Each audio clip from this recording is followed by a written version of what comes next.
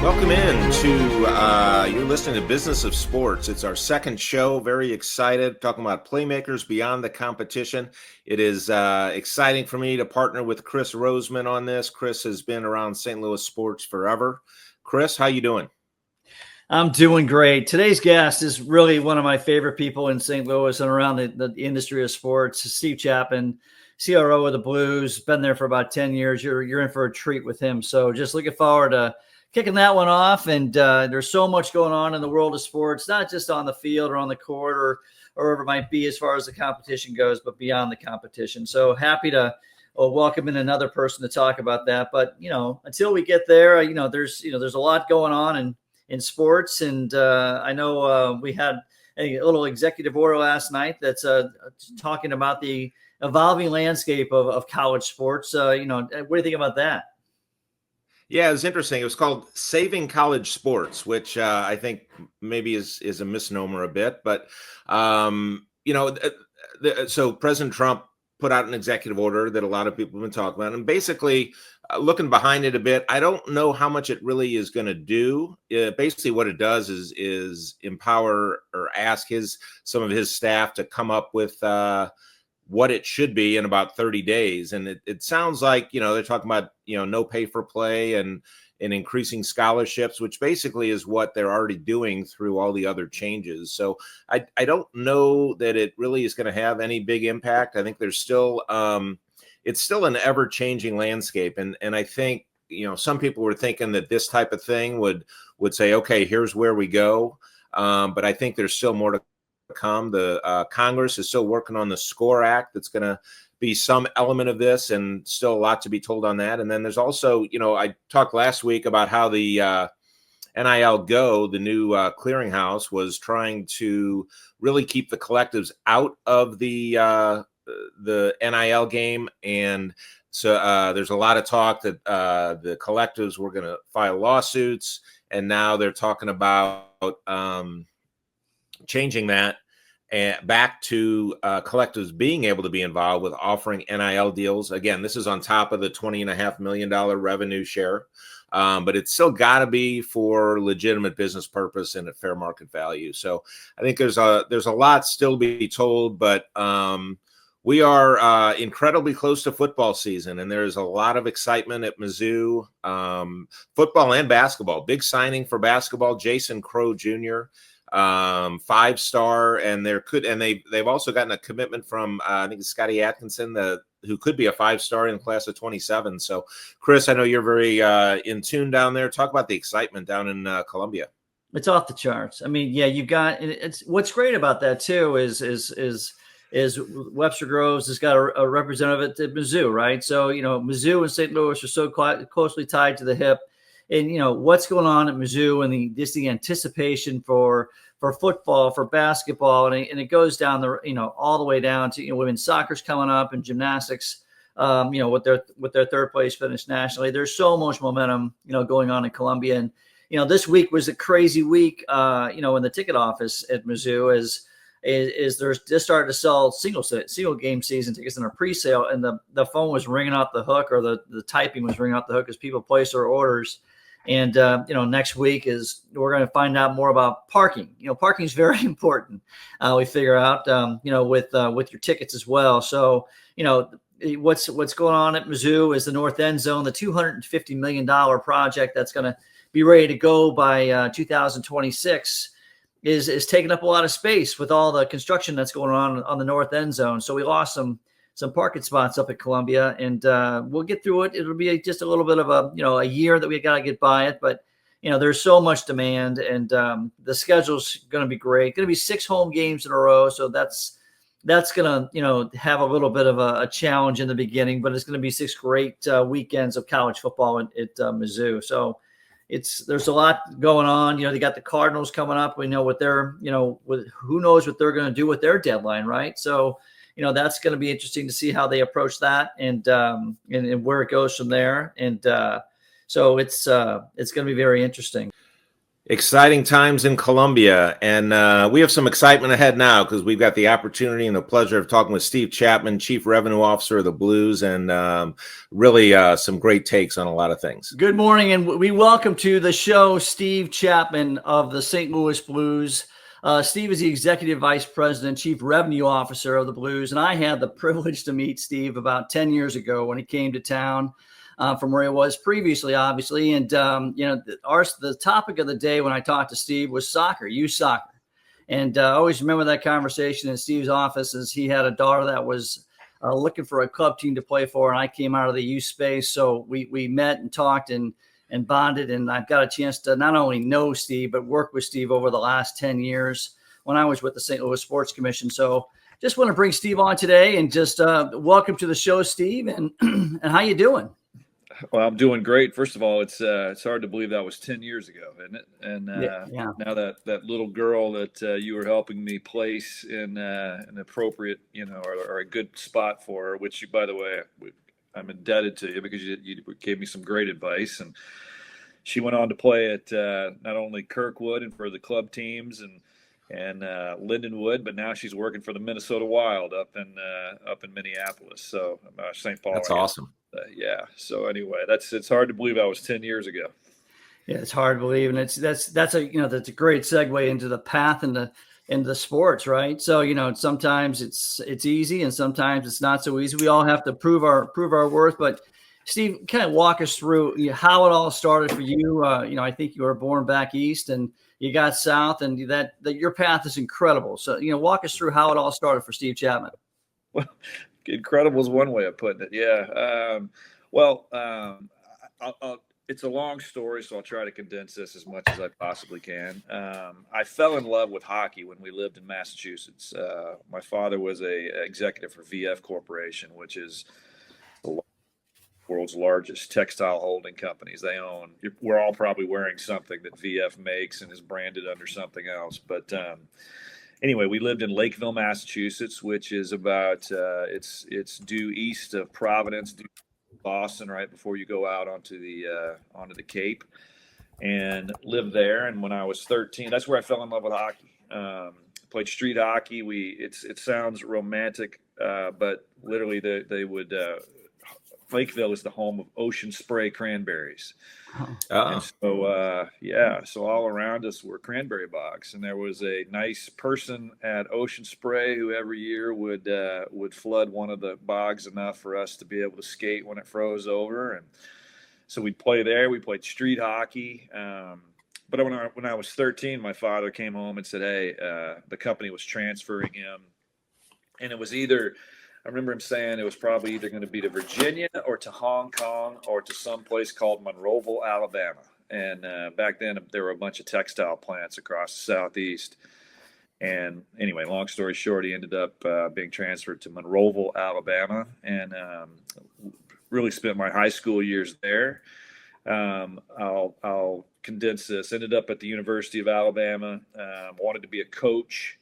I'll give my nod to all the teachers of the world. I realized very quickly during I think it was my sophomore year, they have you go do, I think they call it proctoring, but essentially you sit in the back of a teacher's classroom and then you teach a class for about a week. And I realized that I would not be good at this because I was about ready to kill about half of the class, and teacher gave me a great, she said, "Hey, you really have to have a lot of patience and that's not that, I've gotten much better at that part of my life, but I didn't back then. I didn't have it." So one of the coaches that I had gotten close with at the University of Alabama said, "Chappie, you should look at being like a general manager or something like that."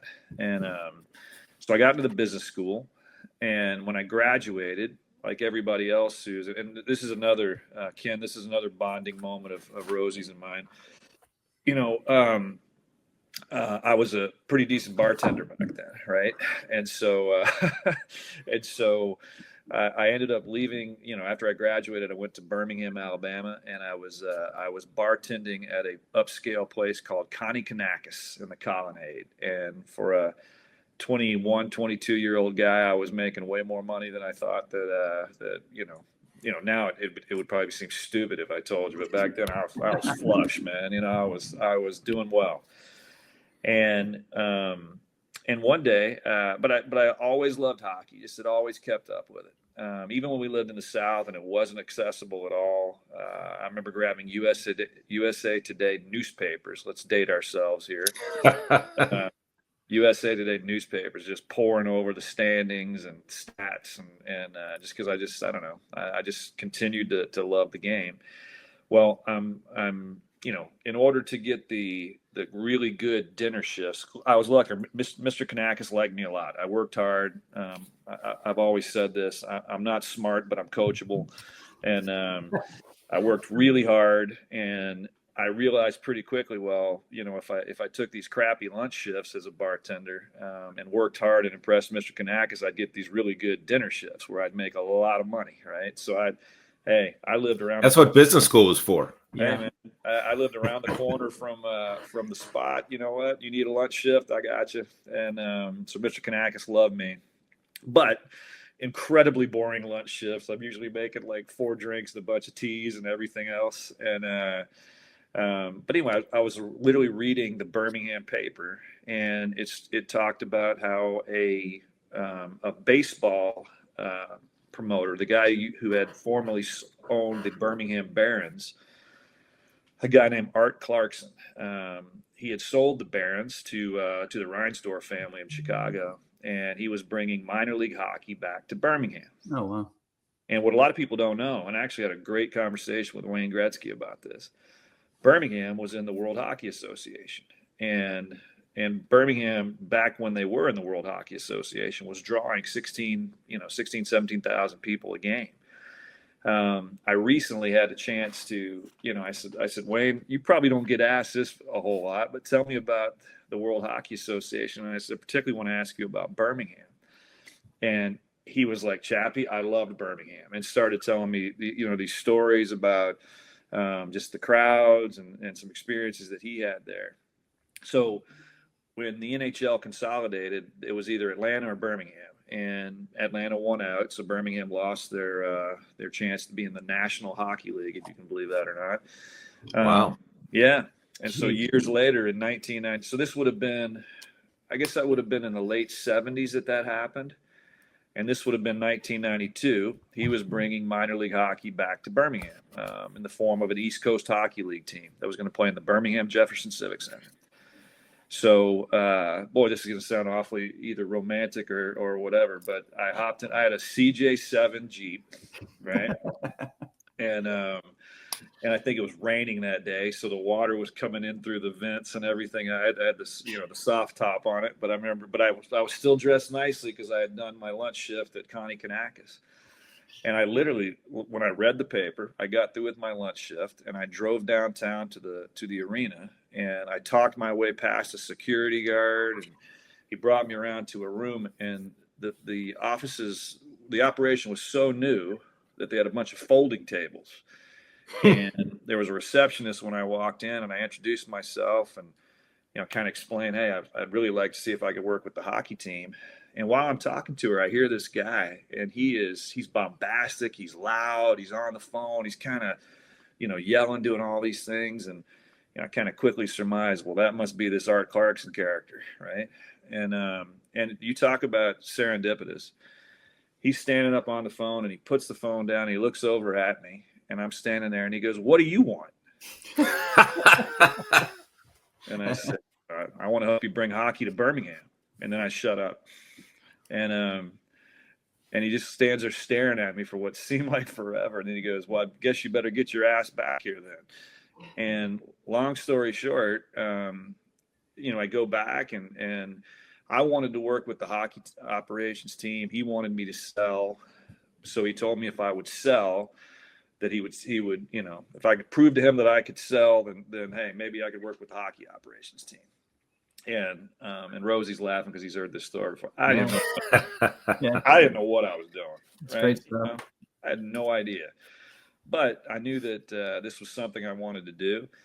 And so over the next, 6 to 8 months, I outsold everybody.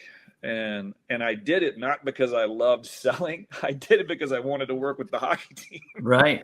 That's funny. Do what it takes. Right. But it's something I tell, young people all the time, like whatever your motivation is, at the end of the day, you got to be motivated by something, Yeah, absolutely. Yeah. And so anyway, long story short, within a year, I was the assistant general manager of the Birmingham Bulls. And I was, wow. Yeah. And so away we went, but that's how I got started. But, Rosie, you were asking, and people ask me all the time, because everybody meets young people who say they want to work in sports. Right. And I'm going to tell you, and I said this exact same thing to both my daughter and my son, who is right now doing an internship for SC. He plays hockey for the University of Arkansas. He's about to go into his senior year. And as soon as they tell me that, the first thing I always say is, do you really? And yeah. What do I mean by that? Well, it's a lot of work, and you better love the work, and you better love the business side of it. And yeah, a lot of the things that we get to do and the fun stuff around it. It's funny. I try hard not to ever lose the wow factor of it. And I'm constantly reminding both myself and other people around us, like I literally grab their arm and go, can you believe we're doing this right now? Yeah. I try not to lose that. Right. But it's a lot of work. And, oh yeah. And, and you gotta love the work. You gotta love doing it. And I do. I love what we do. That's awesome. So long time in the minors at a very high level, running teams. I was talking to Chris about it. It's kind of the Crash Davis from Bull Durham of minor league hockey executives. But a lot of people probably don't realize it. It is a long road for a player to get through the minors, and it's a long road for somebody who wants to be in the executive side too. So talk about, curious, that experience, and also kind of at what point did you ever give up? Was the goal always to get to the NHL, and was that always on your mind? Yeah, well, first of all, it's funny. Like, you're not the first person to call me Crash Davis. That's why it's funny. And by the way,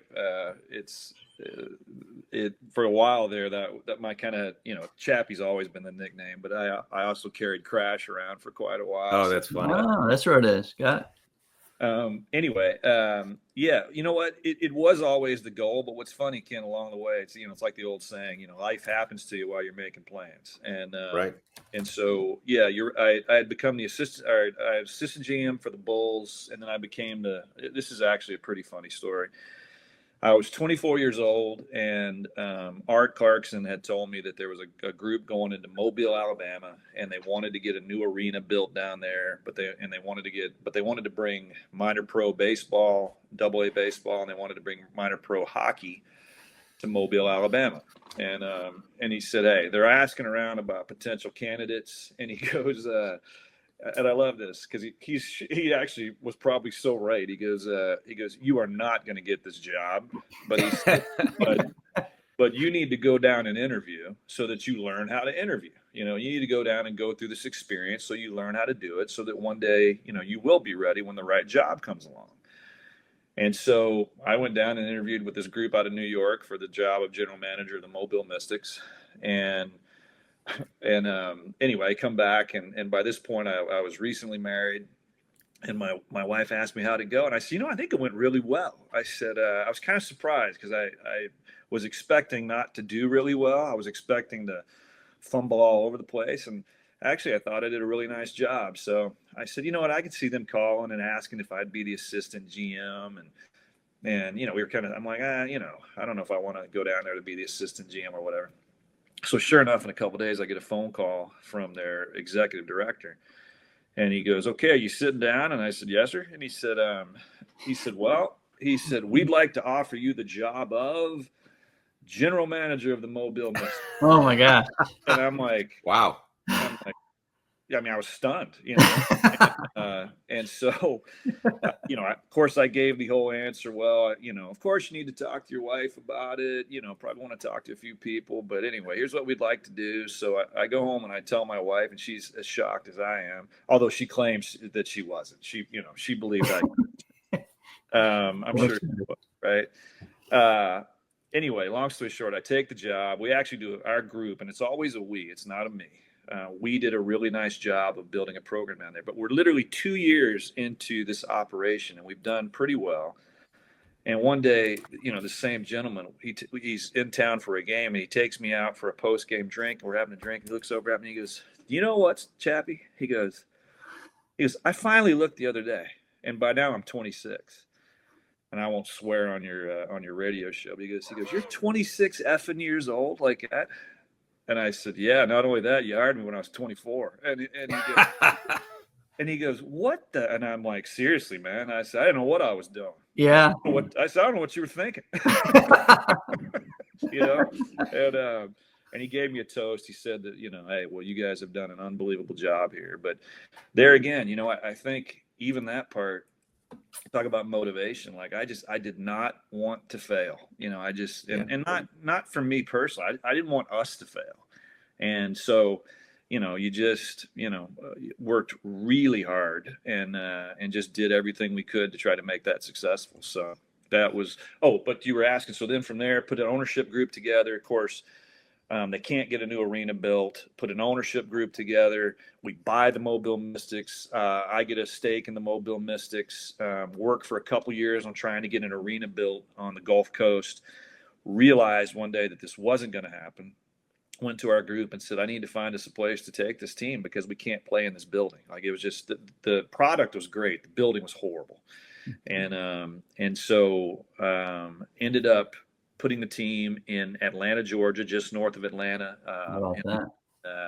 in a place called Gwinnett.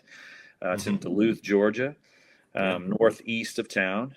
And Ken, we took off. And again, here's where luck comes into play. Our first year we did okay. Drew 4,500, 5,000 a game. Our second year was the NHL lockout. And wow. Yeah. So suddenly the Thrashers aren't playing. You were the game. Yeah, we're their affiliate, and they're not playing. And so all of a sudden we're drawing 10, 11,000 people a game. Holy smokes. Wow. And then when the lockout ended, a lot of people went, "You know what? I kind of like this over here." And so we just kept doing incredibly well. And so when I was there, I was very fortunate too that I was asked to become the chairman of the board of the ECHL. And I was very honored, served that role for 9 years. And in that role, you're really in charge of representing the ownership groups along with the commissioner of the league. And man, I learned so much. Negotiated with the Professional Hockey Players Association on union contracts, figured out how to with other people. We figured out how to do workers' compensation, which almost ruined the league at one point because we couldn't find insurance for a hockey league, that was having a lot of issues. Expansion, just all these different things, and every bit of it. Somebody asked me once, "Did you get paid for that?" And I said, "No, I had an expense account." But I said, "But did I get paid for it?" "Yeah, I got paid in knowledge." So I learned so much, from that role. And in the meantime, I was operating. I was the president of our hockey team, and I was overseeing the business and the hockey operations. And so to say all of this, and Rosie knows this, and Ken, I'm sure you do too. You can't do any of this stuff unless you have one heck of a team around you, right? Yeah. Unless you have people that are soaking up knowledge just like you are, learning, really wanting to be the best that they can be. And I've been very fortunate my entire life to be surrounded by people like that. So in 2015, and I'll give you the story, it was actually 2013, we had put together one heck of a hockey team. And, in the minors, you get X number of players from your NHL affiliate, long-term prospects, some mistakes, things like that. You get X number of players from your American Hockey League affiliate, which are generally guys that have a really good chance of moving up in the short term. And then you have to recruit, the last dozen or so members of your team. And you do that by just, creating a connection with college hockey coaches and agents and everything else. And so we had put together one heck of a hockey team, mostly on the back of our coaches and everything else. I was trying to help out any way I could. But we had one heck of a hockey team coming out of November. And Ryan Garbutt, if you guys will remember that name, he ended up playing for the Dallas Stars. He was a star of our team. We had recruited him to Atlanta. Well, in a matter of 2 weeks, I think we lost 9 players to call up, right? Oh, The American Hockey League, different teams. And on the one hand, that's what you're supposed to be doing Right. in CHL, right? yeah. On the other hand, we only Makes got it tough. we only got 2 of them back, and we went from being the best team in the league to, I think we either barely made the playoffs and lost quickly or something like that. And I seriously, that's when I knew it was time to go, because it was probably the lowest point of my pro career, because I just felt defeated. I just felt like, Yeah. All that work. Yeah, we can't win here. Yeah. And so anyway, at that point, I started putting my name out. I almost took a job with a good friend of mine and a former commissioner of the ECHL. Rick Adams was the head of NGBs for, All right. Yeah, I almost took a job with them, with the hopes maybe one day of working my way into USA Hockey, and was well on my way to doing so, when Chris Kerber calls me up one day. And Chris Kerber, we hired Chris Kerber in 1993, fresh out of Miami of Ohio, to be the voice of the Birmingham Bulls. How about that? Wow. How about that? And so knew Chris from that time period. And we'd kept up over the years, just, the couple 3 phone calls a year just to see how everything's going. And he said, "Hey, I heard you're thinking of leaving Atlanta." And I said, "Yeah, man, I am. It's just time to do something different." And he said, "Well, we have a new ownership group in St. Louis that we think we think has a lot of potential. We have a new president that's just come in, and if you don't mind, I'd like to make some introductions." I was like, "Sure." And back to Ken, what you originally asked. And sorry, this was a long and winding. No, it's great. Well, you had asked, was that the goal? And it was. I'd always wanted in the National Hockey League. I even have another great story about wanting to be in the National Hockey League, but I won't take up the entire podcast. So I did an interview with Chris. He, if you guys know Z at all, he's about as thorough as a human being could be. Yep. And it came down to, I was going to accept this job in Colorado, or I was going to get a job offer from the Blues. And I finally had to go, "Z, this is something I want to do my entire life. And, if you don't think I'm the guy, tell me, but I'm telling you, you won't." I'm not saying that you won't find better, but you won't find somebody that will, put everything, their heart and soul into this, than me. And luckily for me, he and Tom took that and hired me in St. Louis, and here we are today. It's been awesome. A great 10 years. Yep. It's been a terrific 10 years. Okay, want to take us a break, or I know we got a break here pretty soon. Yeah, we're more with Steve Chapman when we come back. You're listening to Business of Sports, Playmakers Beyond the Competition on the Lou Information Station, live and on demand 24/7 at louinfo.com. Welcome back. We're with Steve Chapman, Chief Revenue Officer of the St. Louis Blues, on Business of Sports, Playmakers Beyond the Competition. And Steve, obviously, St. Louis has a very passionate hockey fan base, and something you did that I wanted to ask you about in this offseason that fans will see this year is a little bit of a tweaking of the logo and new jerseys, and I gotta think that was just a big endeavor, and a almost could have been a dangerous endeavor. Came out great, but you're messing with something that is very important to the Blues fans, and curious if you could take us through that process. And obviously, it's something you got to make sure you get right. Right.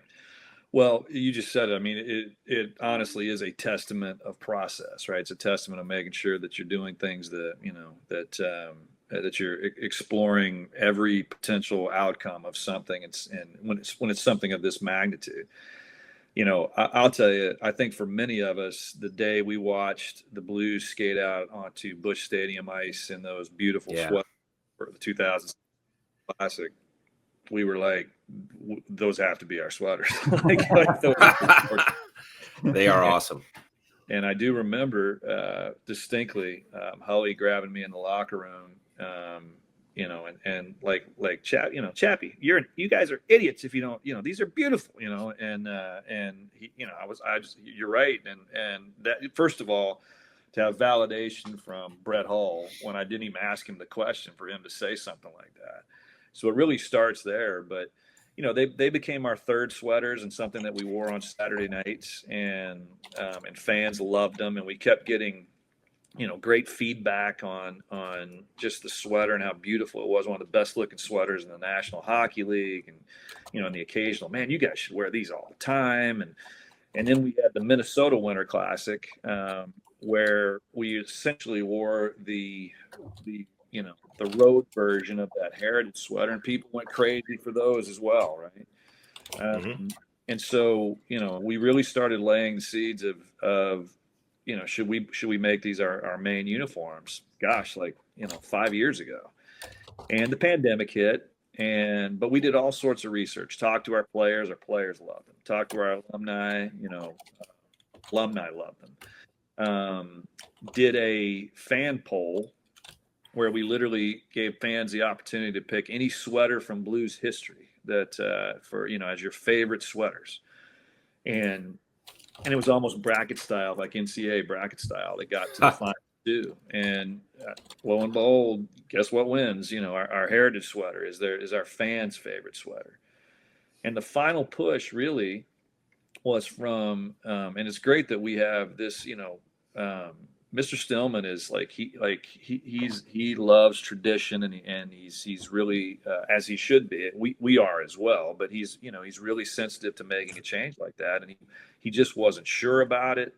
One of the things that he wasn't really sure about was, does it look tough enough? Like that color, does it look tough enough? Because we want to win hockey games. Yeah. And fortunately, our win percentage is literally it's like 682 or something in these sweaters. And so that answered that question. Wow. Right? Yeah. It's really unbelievable. So that answered that question. And so we'd done all of this research. We got that to the point where we knew that we wanted to do that, but there was another element of it too. The Blue Note is iconic, and it's probably one of the best representations of an organization that I can honestly think of. The challenge is that we don't really have any ancillary marks to work with, right? And if you want a perfect example of this, I could lead you into my bedroom closet, and you could look at, this one. Like I have so many Blue Note and Blue Note like wardrobe that I'm just giving stuff away to people, because it's like I have the same pullover 8 different times. And so we had no additional marks to be able to do anything with. And early on in my career here, Z and I had sat and we had wanted, I think he instigated it. I believe he started the conversation. We wanted to have something that represented St. Louis, right? So we wanted obviously an STL mark of some sort. Yeah. And we couldn't, like everything we did, we worked with different designers, and the challenge there is the Cardinals STL is so ingrained, and it's so iconic. Yeah. Everything that would come along, we'd be like, reminds us of the Cardinals, or it was just plain boring sometimes what people were. So we had kind of put that on the shelf. And then a few years back, Brenda Wilbur, who Wow. Brenda is there's a number of people on my team that I could talk about who, in the She's time of amazing. Blues, I have just seen their personal growth and their professional growth. And she had grown in a role. And so we challenged Brenda to find a design firm that could help us relook at this. And she did. And the group that she recommended was this group out of Hattiesburg, Mississippi, that had done some work with a bunch of NBA teams, but had never done anything with hockey. And I didn't actually realize this until actually after we had launched this, and we were on a different podcast, and I said, I never thought about this, but these people in Hattiesburg, Mississippi knew nothing about hockey. Yeah. Right. Right. But what they did know, maybe. well, what they did know about was Mississippi Delta Blues, and that's what our team is named for. No. Yeah. And so they brought this approach, I think, that is really unique, in that, hey, this is really all about the music, and anyway, they send over the logo that you guys have now seen, the STL logo. That's It's an homage to the treble clef. It's there's a fleur de lis that I think is beautiful, which I'll have to give Cam Jansen some credit here. I think he misspoke one day and called it a fleur de lis, and we're going to steal that. That's pretty good. That works. Well done, Cam. Yeah. So anyway, these ancillary marks that have come out of it are incredible, right? But again, this is a long process to get where we arrived at. But lastly, we didn't want to disconnect from the sweater that we have been wearing. It's a beautiful sweater, beautiful note.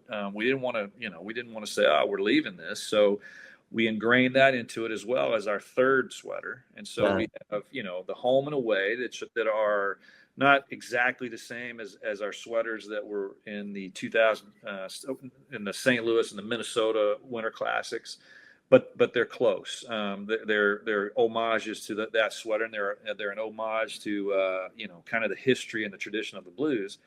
But then we kept the current sweater that we are wearing as our third sweater. So I guess the way we looked at it is if you're a fan who suddenly looks in your closet and goes, oh great, like all these logos are now obsolete. No, they're not. Like they're a part of our they're still a part of our culture, right? Yeah. But here's some additional ways that you can represent your fandom with the Blues. And then Ken, the only last thing I can say on that is you are so right. We are so fortunate in St. Louis to have the fan base that we have. All of us, ourselves, the Cardinals, SC, we are very fortunate that people love where they're from, the city of St. Louis. They love their sports teams. They want to represent it. They want to show St. Louis for what we all know it as, excuse me, and not something that sometimes just gets a bad reputation. So we're very fortunate, and I think we presented it the right way and did the right process, and the fan base responded. Steve, in the time that we got left here, I just want to touch on, you went from selling tickets, you've got your start selling tickets in with the minor league hockey team, and, that's a revenue source. And all of a sudden you become the CRO, and you've got, all these different revenue streams, whether it's suites, sponsorships, concessions, cater, whatever the numbers are. But the media landscape seems to be changing all the time. And, I see some of the efforts you guys are making, in the market, and, and how it's affecting, how media is affecting not only the Blues, but all pro sports and even college sports. Touch on that a little bit in the time we have left. Yeah. I mean, it's probably the next big horizon for all sports teams. And if you, I don't expect every fan to pay as close attention to it as we do, but if you do, I mean, you see it happening all the time, right? Like what's going on in college football over the last few years, and the CFB playoff is probably about to change again because of the media landscape and everything else. But the thing that I think maybe some people don't really notice, and this would have happened anyway over time, what I'm about to tell you, but I tell you what expedited this immensely was the pandemic. When we were in the pandemic, I think most of the world suddenly realized how to stream, and suddenly because you had all this time, and everybody realized, like, it just, again, I think all this would have happened eventually, but I think okay, well, now you have time to figure out how to do all these things. Right. Rosie, here's another chappy Rosie told, I'm like, man, I'm done with, what do you, and he's like, Chap, have you tried YouTube TV? And I'm like, no, I haven't. He told me all about it and downloaded it, and right. And so all of this happened during the pandemic. Well, what became of that is that, people now choose exactly what they want to watch. And in the past, if I'm being honest, like sports to this day remains the best driver of viewership on broadcast sports. Yeah. Right. It is the best. You can't find anything that draws better, reaction from fans or eyeballs or viewership or whatever the sports. Having said that, still 85% of the people on any given night aren't watching sports. They're watching other things. Like, everything's so fragmented, right? Right.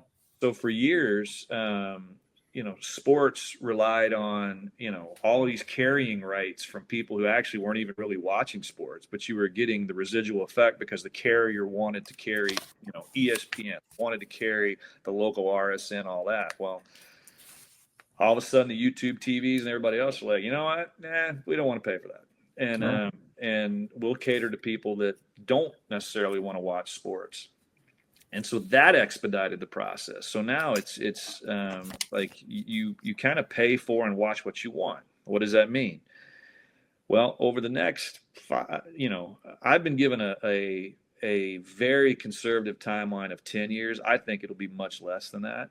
I mean, we will soon, and you're already seeing it already. We will soon. You want to watch CBS? You'll just download an app from CBS and you'll pay CBS directly to watch CBS. Everything is going to streaming, to direct to consumer. It's heading in that direction. I've learned so much about the broadcast industry in the last 3 years. There's this cyclical thing of bundling and unbundling and bundling and unbundling, which is really driven around about consumer behavior, right? Like, like we get tired of having to pay for all these channels, so we demand to unbundle. And then after a little while, we're tired of all this different, like, can somebody bundle this up for us? Right. Back up for us, right? And if you step back and look at it, you realize your own personal behavior in all this. Like, it's exactly right. But what the good news is it gives us the opportunity to bring the product directly to the fans that want to watch it, right? The challenge is the financial model is changing. And if anybody tells you that they know exactly what's going on, they're lying, because they don't. None of us, right? Yeah. But what everybody's trying to figure out is how to build bridges to wherever it is that we're going to end up at. And so that's what we're doing right now. Not just us. I think that's what a lot of teams in professional teams are doing related to local RSNs. And we're working with FanDuel. And they're changing their model, right? And so while we're doing it, they're doing it, and we're trying to see if we can figure out the right way to get that to last long term. And that's the hope, that's the challenge. And it's not it's kind of a collective effort, right? Like, as I sat in the room with somebody one day, I said, guys, this isn't an us problem or this isn't an our problem or your problem. This is an us, and I shouldn't call it a problem. It's a challenge, right? It's a challenge to figure out like exactly how we're going to do this into the future. So it is something that is at the forefront of what we're working on right now. But I got to tell you, it's actually unbelievably interesting. It's unbelievably, kind of motivating to try to figure out like how to take this to the next level. Because at the end of the day, you want to give the product to the fans. Right. I mean, you want them to be able to watch the Blues, and and you want to put a product out there that they want to watch. So that's kind of the challenge that we have in front of us. Good stuff. Well, that's great. We could go on for hours, Steve. It's been great having you on. Well, I appreciate you guys. Really appreciate Steve Chapman, Chief Revenue. I appreciate it. Chief Revenue Officer of the Blues. Really, I learned a lot. I'm sure our listeners did as well. Thank you for coming on. We appreciate it. Great seeing you, Steve. Absolute pleasure. Yeah. Have a great season. You as well. See ya. Really insightful discussion with Steve. What a good guy. Chris, I know you've known him a long time. Talk about you said you had some interesting stories. I do. Eli, the clock's not moving. So is there something we should be doing about that? It is on mine. Oh, it's not. Oh, I'm sorry. All right. Start over again. All right. There it goes. Eli, should we just continue? Yeah, just keep on going. You guys are good. Okay. I trust you'll take that out. All right, so you're going to go. I'll start. Got it. Really insightful discussion with Steve. What a good guy. And, we're not that far away from hockey season, so some exciting things going on down there too. Chris, you had told me what a good guy he was, and you were absolutely on the money there. I know you've known him a long time. Steve is one of those guys where he's way too humble. He's done just some great things. He leads by example. He's got a great culture. down within his staff. It starts with Mr. Stillman and the ownership group down to Chris Zimmerman and to Steve and the group. But I got to tell you, I was in with the sports commission for 24 years and had worked with the different ownership groups that were around what was Kiel Center or Scott Trade Center or whatever all the names were. But, this ownership group that came in 2013, 14 that Steve referenced, what they do is they go so far beyond their day-to-day jobs of of Blues hockey. Keep in mind, they've got the Stiefel Theater there, and they've got all the ancillary events, and some of those ancillary events, those non-Blues events that they bring in, that help bring in, and we couldn't have done it without them. Period.